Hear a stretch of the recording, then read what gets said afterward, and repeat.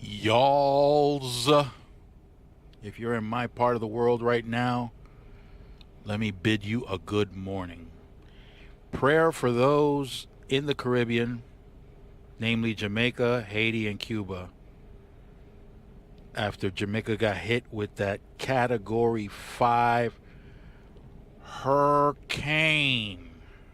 Much devastation. I reached out to all my Jamaican brethren who still have family on the island, and they were blessed enough to have survived. Some sustained more property damage than others, but all is well with them. I do have family in Haiti, but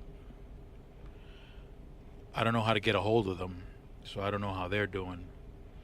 And in Cuba, I got friends. I have no way of contacting them, so I don't know how they're doing. We are in Kentucky, y'alls. We're in Kentucky. I had plenty of hours to continue driving, but as I mentioned in previous videos, if you don't find a parking spot somewhere between 6 p.m. and 7 p.m., you're going to have a very difficult time finding parking. And you may very well wind up like that non-English speaking trucker who made the mistake of parking alongside the road, and as a result, it drew the attention of the authorities. And as far as the authorities are concerned, if you didn't find a parking spot within a reasonable time, then as far as they're concerned, that is poor trip planning, y'alls. We got amazing stream health right now. Shout out to the All Bomb Lady and Bambi Palermo yesterday for taking a ride with me yesterday on yesterday's live. Trip. Whoa, almost got an echo.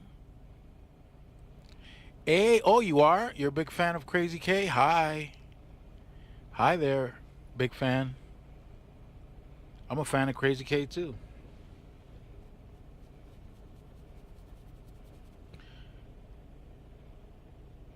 It's invisible. It's invisible, y'alls. It's invisible. 3-Eye Atlas, which is something that the professor had brought to our attention weeks ago.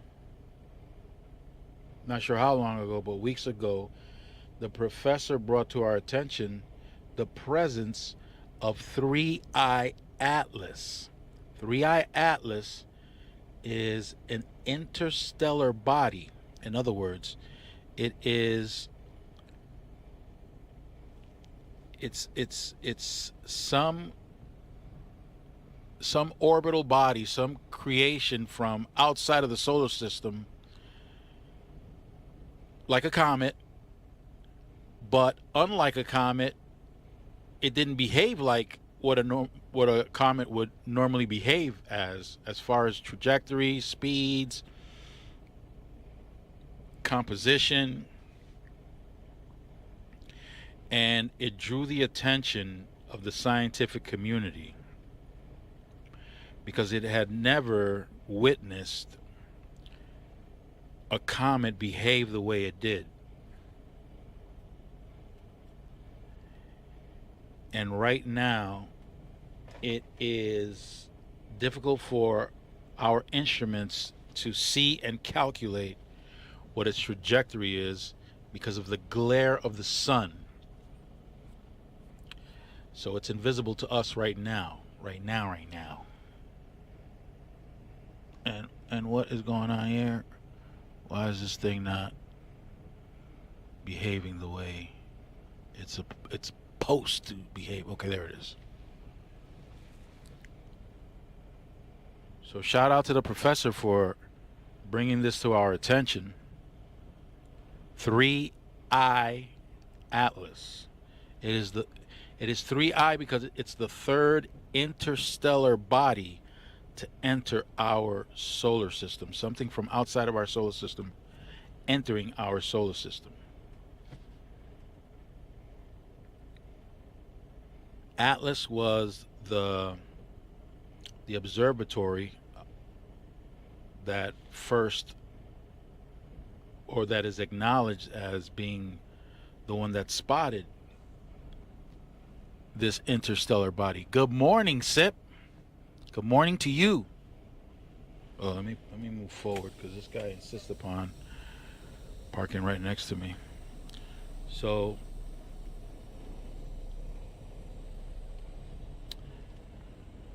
yep, pre-trip was already done. Everything is safety compliant, including the means by which I'm recording. All safety compliant. We're gonna get up out of here, but as y'alls know,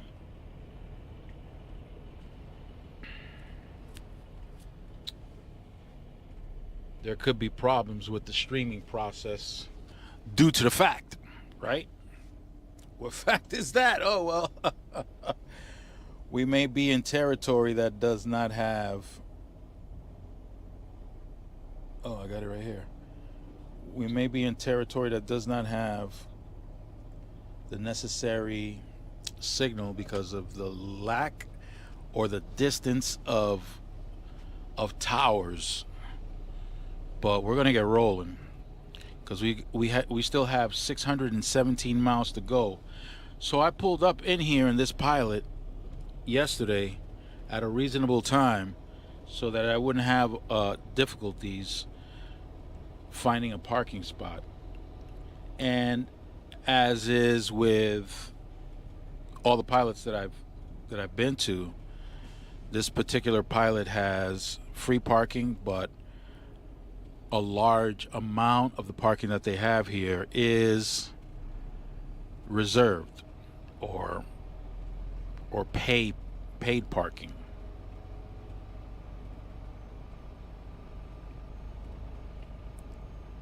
I took advantage. It was sometime around 5:30 or 6 p.m. that I encountered this pilot, or that I turned into this pilot. And even though I had maybe 4 hours of drive time that I could have used, it wouldn't have made sense to continue driving and then not be able to find a parking spot. This product doesn't get delivered until tomorrow between 8 a.m. and 1 p.m. Oh my, what is this? Yeah, we got a state trooper with a vehicle pulled over, a pickup truck with a hitch. Got the disco lights on. You already know how that goes.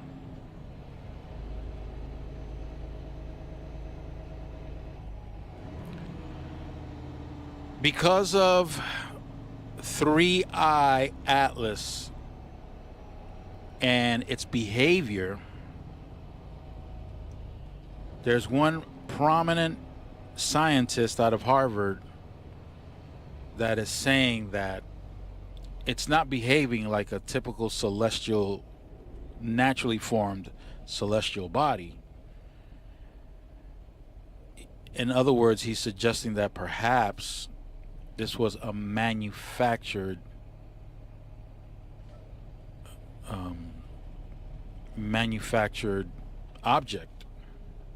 Manufactured object. Whoa. That's serious. That's a very serious statement to make. And the object is roughly the size of Manhattan Island, or at least the width of Manhattan Island. That's a fairly big object, but when it is as far as it is, it takes some some very powerful equipment to monitor it. It got the closest. I think it crossed by 3 planets, and the closest that it got to was Mars. And there's equipment near Mars that was able to record as close to a sharp image of what it looked like as possible. But nobody knows just what it is because the government is not allowing scientists to view the image.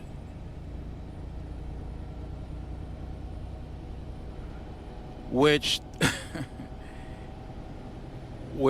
kind of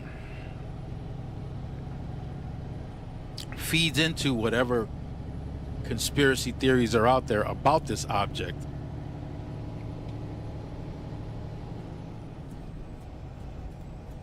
Is it from some alien life? Who knows? Can't really tell.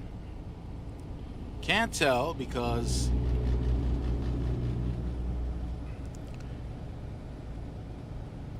everyone's looking for confirmation as to why, or confirmation about how to figure out what this thing is, or why it's behaving the way it is. For example, a comet that's headed toward the sun would have a tail that's in the direction opposite the sun. So if the sun is in front, the tail would be behind. But this does not have the tail behind, it has the tail in the front, which is throwing off the scientists. What's going on there? Another thing is that it's releasing nickel, the metal nickel, which is not what comets do. And it's also releasing, if I remember correctly, I could be wrong, but I thought I heard a scientist mention that it's releasing carbon dioxide. Yeah, that would be strange for a comet or whatever celestial body it's supposed to be. And there are a few other things, maybe I'll remember what they are, that give the scientists the impression that this thing ain't acting normal.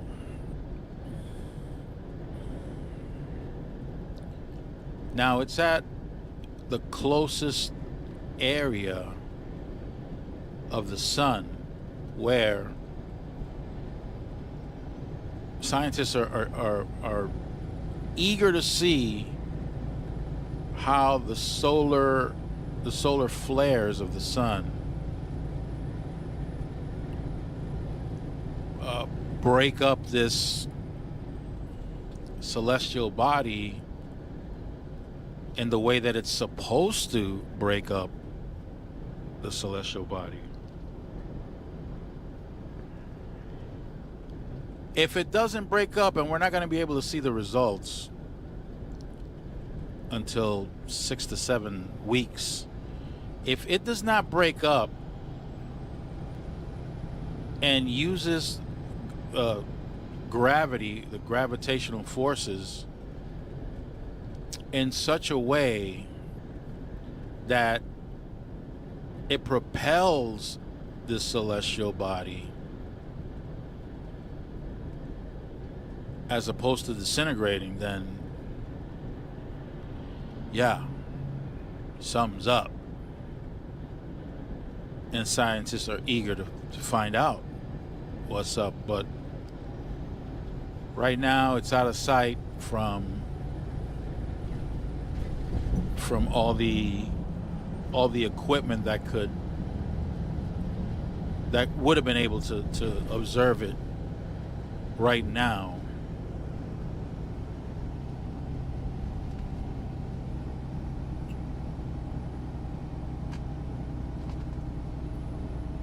There's some terminology that I'm forgetting right now about where it is in relation to the sun.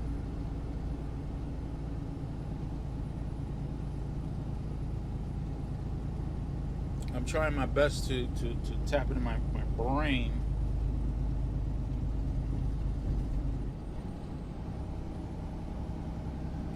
It's not happening.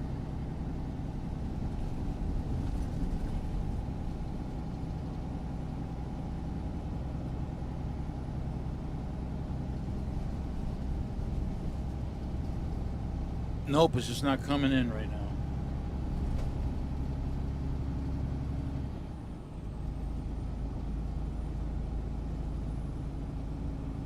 I'm trying though. I'm trying my best. My bestest.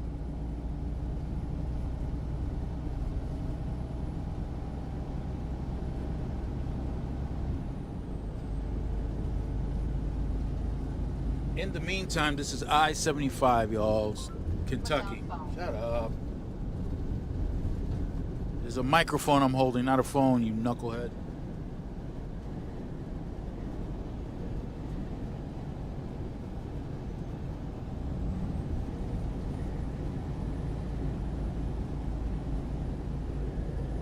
Yeah.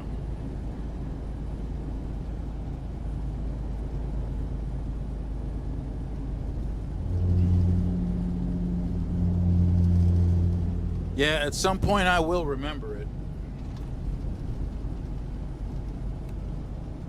It just ain't happening right now.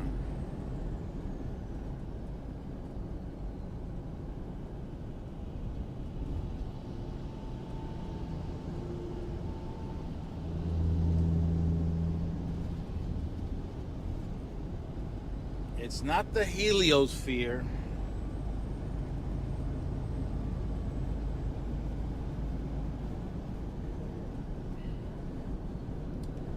Starts with the letter P, I forget. Anyway.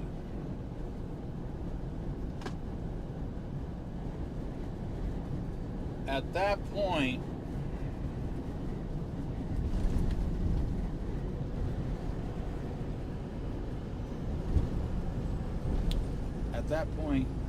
there will be problems. There will be problems.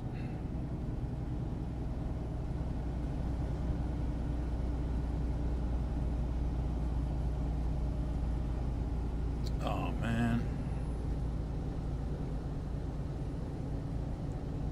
But these scientists are going crazy right now. They're going absolutely bonkers. Because they want to know. Inquiring minds want to know.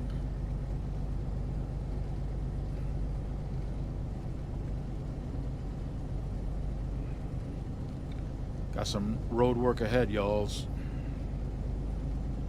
How are we doing with that stream health? Yep, it's pretty good. It's pretty good.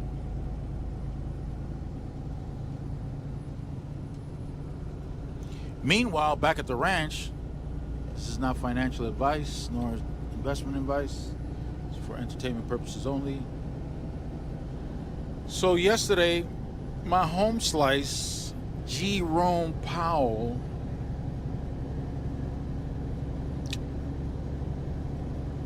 lowered the rates by 0.25%.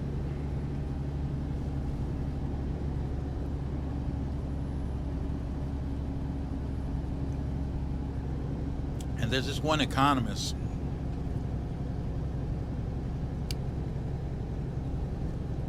he can't help himself but to say something slick about Jerome.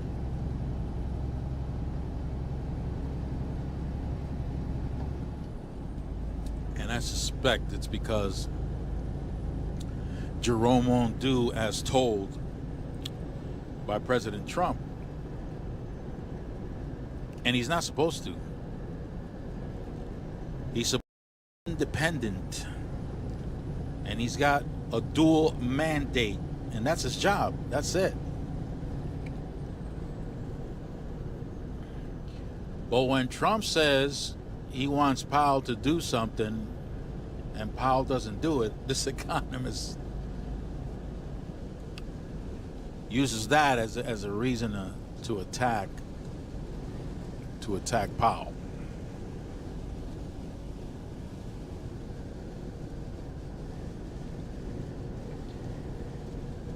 I don't envy anybody who assumes the position of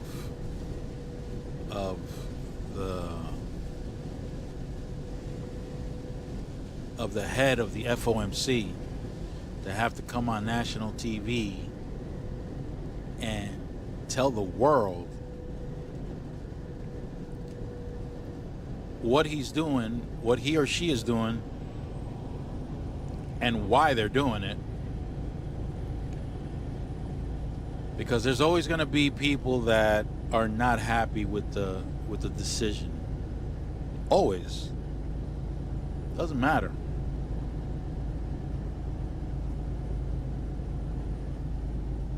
And remember, you have billionaires that control industries throughout all 11 sectors of the economy. And when one benefits, or when certain sectors benefit, other sectors don't benefit.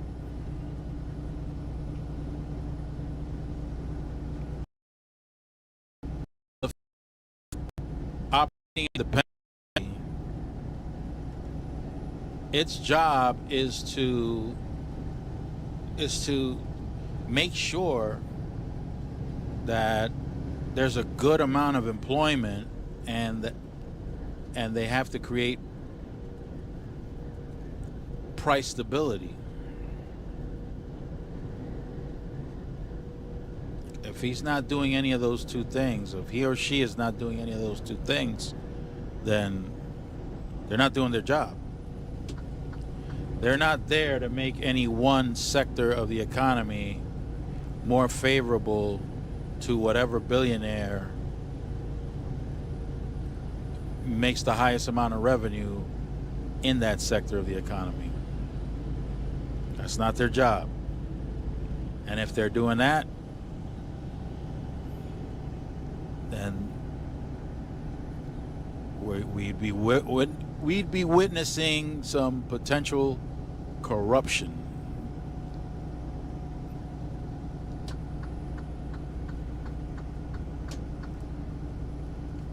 Oh, Stream Health went down, y'alls.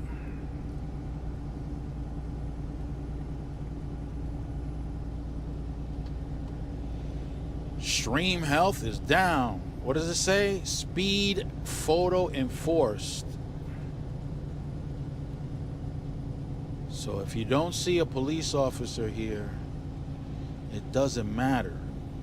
Because if you're going over a certain speed, pictures will be taken.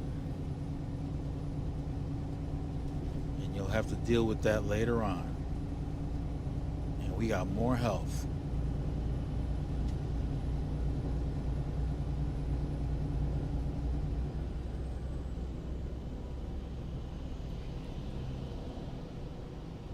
How is the economy doing? Well, it depends. If you're part of the 10%, you're doing very well.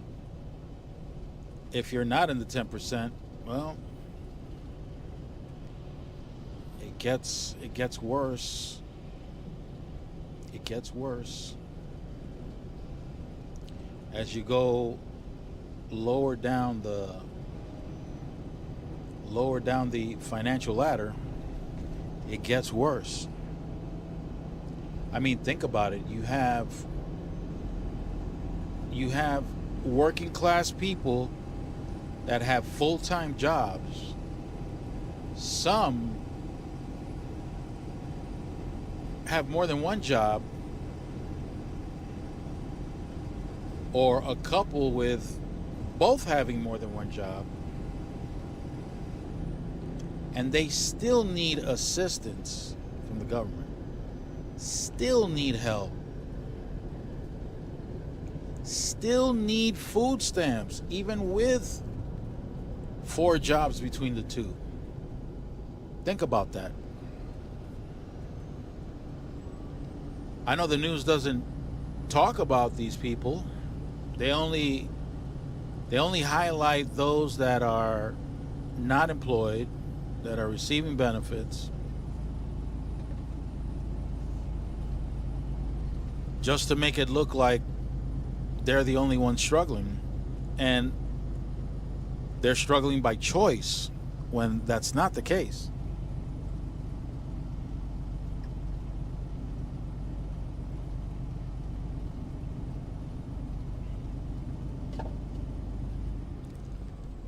The idea that that condition exists is an indication that wages are not keeping up. Wages are not keeping up. So inflationary forces are more impactful to low income earners than anyone else. If you want to do an inflation check, then you have to compare your salary with the increase in goods and services. So whatever percentage goods and services increase, in order for you not to suffer from inflation, your income has to increase at the same percentage.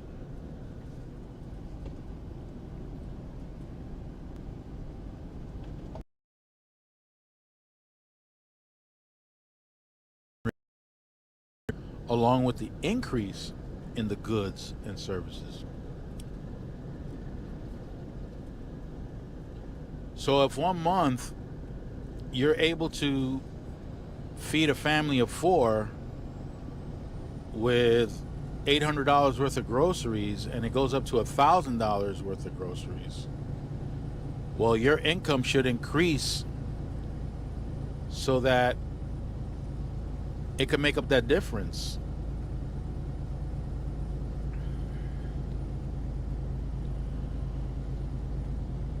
Oh, we got that low stream health, y'all. Look out.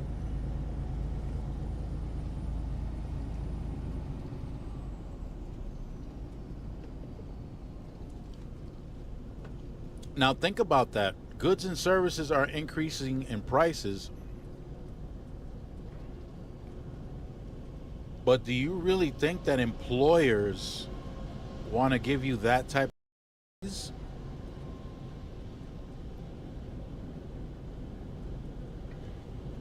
Right now, we're starting to feel the impact of the tariffs. We are starting to feel the impact.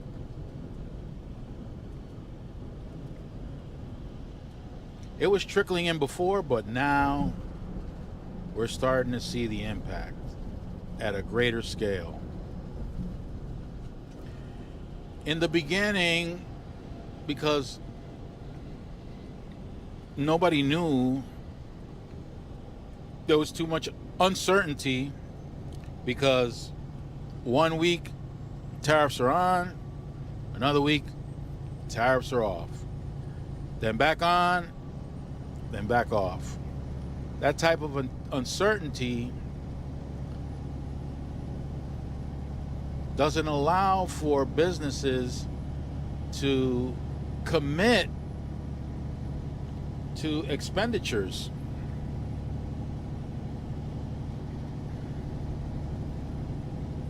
So what happens is that They don't hire anyone if they need more people because they don't know if they need more people because they don't know what's going to happen.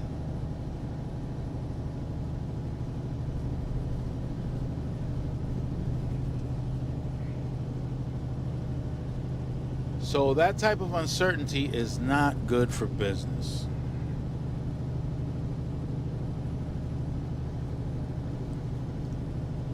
When you start realizing that, as a business owner, when you start realizing that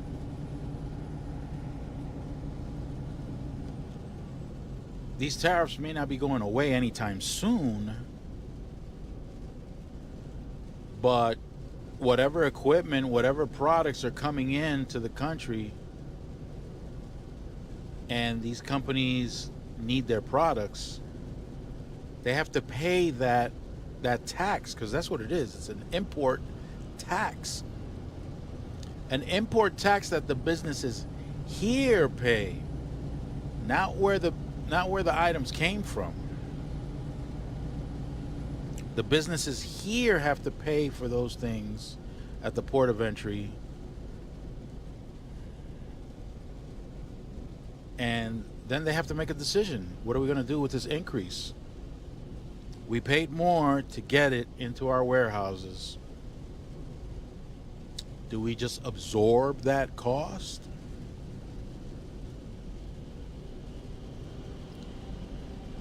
You might try that for a little while.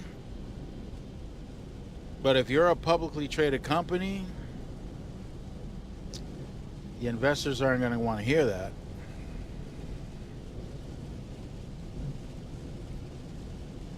They're going to demand that the board go ahead and give the thumbs up so that the products absorb the cost, so that there's an increase in the price of the goods. Which means that the consumers wind up picking up that tax.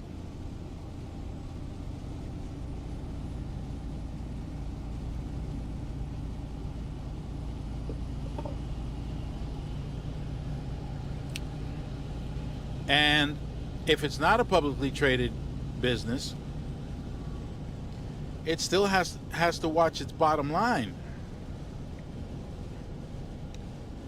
The cost of doing business has just increased. And if they want to keep their doors open, or if they want to keep their business afloat, they're going to have to do something about the shrinkage of their revenue.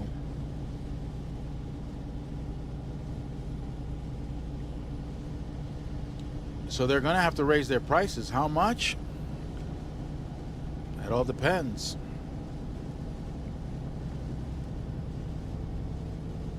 Do they want 100% of that import tax to be covered by the customer? That's a tough decision that they have to make. Very difficult decision.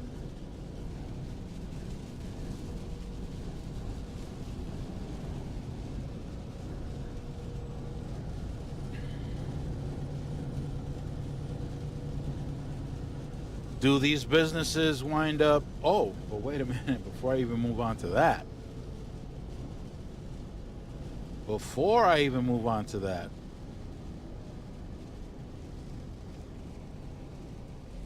These corporations try to balance out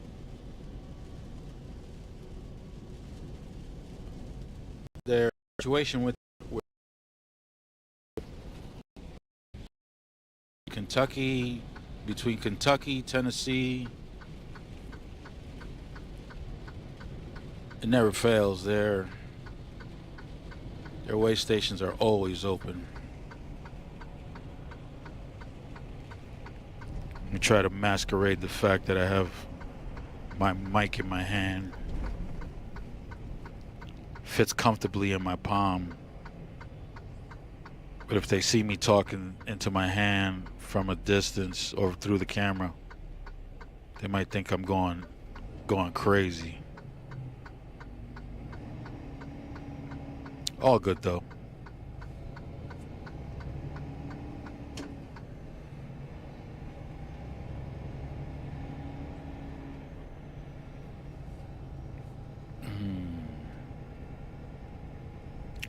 They got these devices over here up top to measure your height.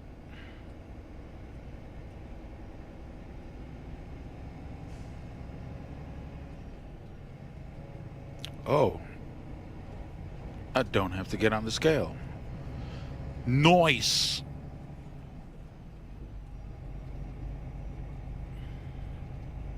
They scale you on the way in anyway, but if you're close to a certain amount, they want to make sure that you're not overweight and that, oh, this guy brought his hammer out. He's checking his tire. Ooh, wait. Okay. Yeah, they got sensors that can tell whether your tires are flat or not, or if they're poorly inflated, which is something that, I don't know, when it gets to a certain percent, their detectors can tell, but manually, you can't tell. You can't hit it with a hammer or whatever you use and tell whether it's deflated to the point where it would trigger the sensors.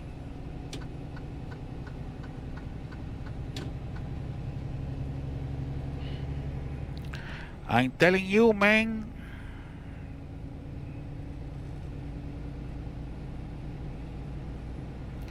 I'm telling you.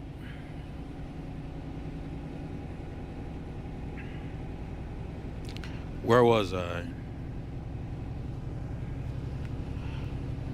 Right. So, what corporations do to not put so much of the import costs onto the consumer is that they fire people. They fire people to decrease their labor costs. That way they can reduce the amount that they pass on to the consumer.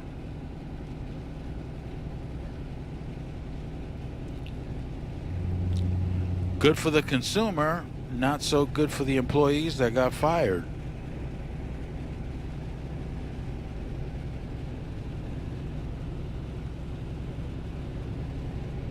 And there have been some tremendous layoffs lately. UPS and Amazon. Woo! A lot of people were laid off. A lot of people. And now with the government shut down, there are no accurate figures about the employment situation here in the country.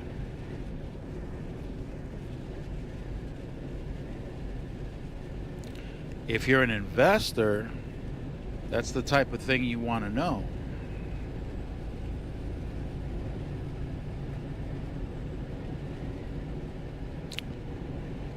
Yes, yes, y'alls. Incredible but true. We got 592 miles to go.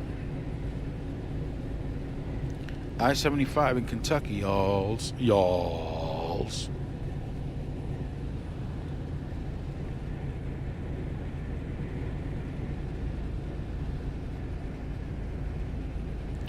III, the third interstellar celestial body, and these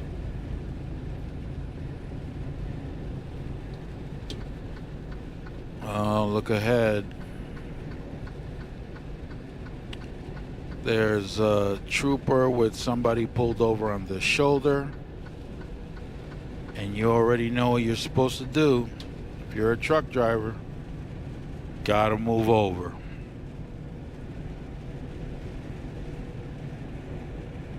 Gotta move over. There's a truck ahead of me who's still on the right lane. Gotta move over. I'm gonna slow down so I can provide a gap for him to. There it is. There it is. He moved over. I'm telling you, that's the law, man. This one trucker content creator that I know,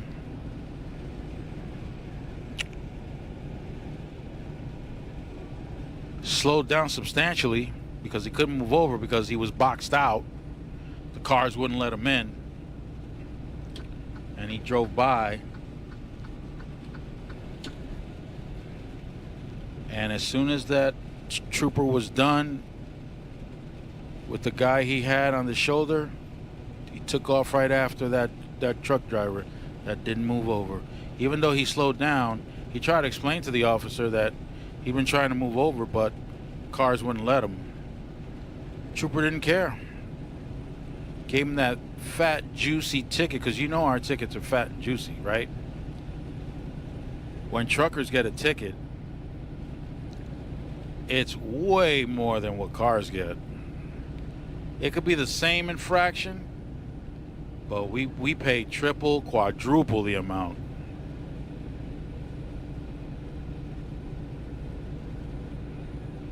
If you get a speeding for $100, it'll be $500 for us. They just don't play. There it is. Stream health, nice, chunky. Green all the way to the top. The highest. It's at its highest. 2,500. 2,500 kbs per second. Beautiful. Beautiful, y'all. Beautiful.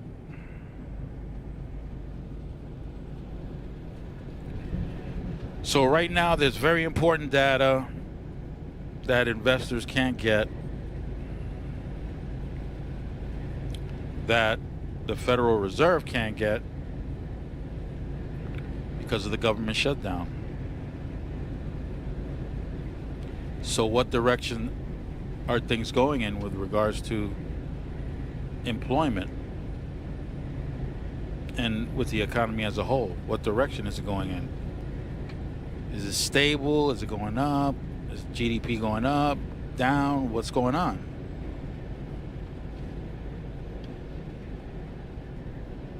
Tough case. Well, I'm going to close up shop right now. I want all you guys, and thank those who popped in. I appreciate the support. And for those who weren't able to make it, that'll see the video later, I appreciate y'all's too. Thank you. I hope this experience proved to be pleasurable. Thank you for flying Solomon Project Airways.